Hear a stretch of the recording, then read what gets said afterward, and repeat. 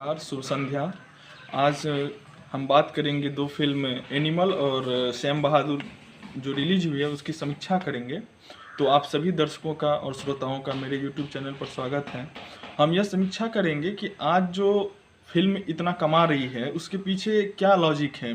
लोग कह रहे हैं कि जहां एनिमल्स में वायलेंस है वहीं सैम बहादुर जो है सो हिस्टोरिकल सिनेमा है और एनिमल जो है कमर्शियल सिनेमा है। आप देखेंगे कि एनिमल का जो डायरेक्टर है संदीप वांगा रेड्डी, उन्होंने इससे पहले साउथ में अर्जुन रेड्डी नामक फिल्म बनाई थी, जिसका उन्होंने हिंदी में भी अनुवाद करके कबीर सिंह नामक फिल्म बनाई और वो भी व्यवसाय की दृष्टि से देखें तो काफ़ी ज़्यादा सफल रही है। दूसरी तरफ यदि हम बात करें तो मेघना गुलजार की फिल्म है सैम बहादुर, और सैम बहादुर जो है वो एक ऐतिहासिक सिनेमा है। उसमें जो है सो इंडिया का पहला मार्शल फील्ड जो था वो था सैम मैनक्सॉ, जिसको सैम बहादुर उसके परिवार वाले लोग कहते थे। तो आखिर दोनों में क्या समानताएं हैं और आखिर दो अच्छी फिल्में एक साथ रिलीज हुई है, इसकी हम समीक्षा करेंगे, इसका हम रिव्यू करेंगे। तो सबसे पहले हम बात करेंगे आज जो इतना ज़्यादा पॉपुलर हो रहा है फिल्म एनिमल।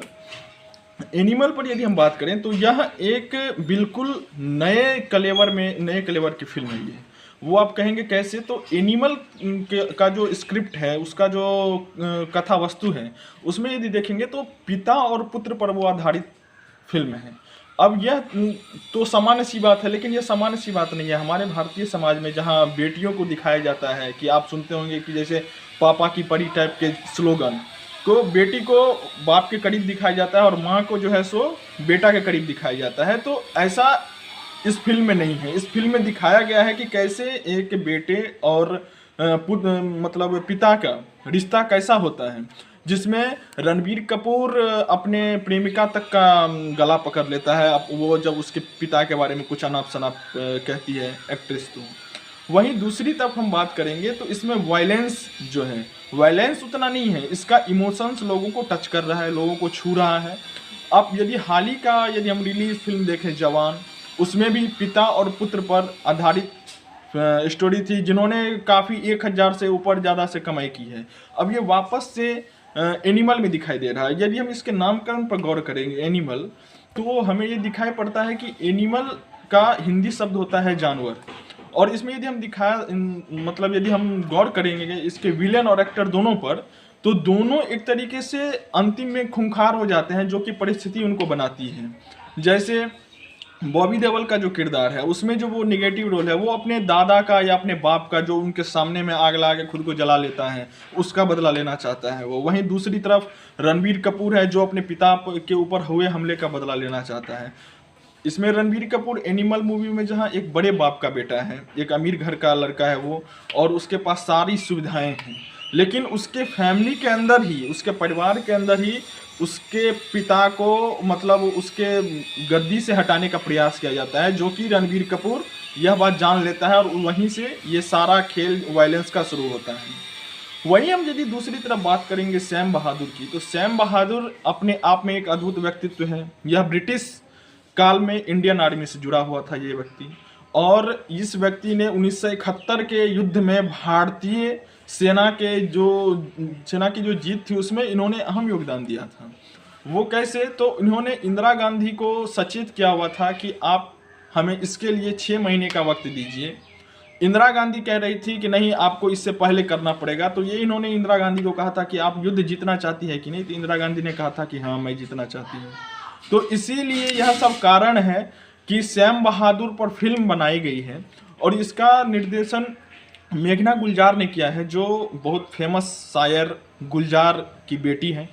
और इन्होंने इससे पहले राजी नामक मूवी बनाई थी, जो व्यावसायिक दृष्टि से भी और ऐतिहासिक दृष्टि से भी, दोनों दृष्टि से दर्शकों के मन पर हमेशा एक अच्छा प्रभाव छोड़ के गई है। उसके फिल्म का जो गाना हुआ था वो भी बहुत पॉपुलर हुआ था। उसमें आलिया भट्ट के किरदार को काफ़ी सराहा गया था।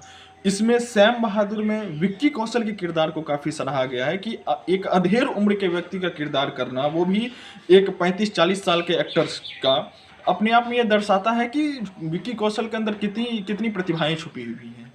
हम यदि बात करें सैम बहादुर के, कमर्शियल सक्सेस के बारे में, तो हो सकता है कि ये उतना ज़्यादा नहीं कर पाए, क्योंकि इसके मेकर्स ने एनिमल के सामने में रिलीज करके एक अपने आप को हानि पहुंचा ली है। वो कैसे? क्योंकि एनिमल कमर्शियल हिस्टोरिकल मूवी में आप जब भी देखेंगे तो कमर्शियल मूवी यदि वो अच्छी बनी है तो वो उस पर विजय पा जाती है। इसका कारण ये है कि उसमें मसाला रहता है। मसाला कहने का मतलब उसमें एक्शन, रोमांस, ड्रामा सब कुछ रहता है। लेकिन हिस्टोरिकल मूवी गंभीरता पूर्वक बनाई जाती है। जो इतिहास है उसी को हम रखेंगे। अब इतिहास में यह जरूरी नहीं है कि उसमें हास्य भी होगा, उसमें लोगों को हंसाना भी होगा, हो सकता है उसमें ज़्यादा वीरता हो। यदि इसमें दिखाया गया है श्याम बहादुर में कि इसमें पराक्रम की बात की गई है श्याम बहादुर की, तो ये हम देख सकते हैं कि श्याम बहादुर कितनी महत्वपूर्ण मूवी थी और अभी भी है।